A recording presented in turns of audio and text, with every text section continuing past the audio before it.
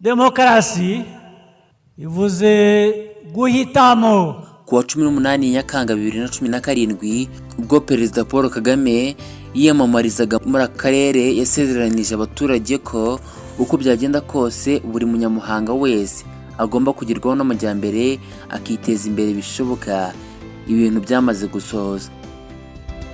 Mu byakozwe harimo imihanda itandukanye cyane ko Muhanga ari n'umwe mu mijyi yunganira Kigali. Mu mushinga ugamije guteza imbere imijyi hakozwe icyiciro cya mbere kigizwe n'imihanda ya kilometero 506 hagati ya 2017 na 2018. Ni icyiciro cyatwaye ari nka miliyoni 4,300,000 y'amafaranga y'u Rwanda. Mu gihe icya kabiri muri iyi gahunda cyari kigizwe na kilometero 7,27 cyubatswe mu 2020.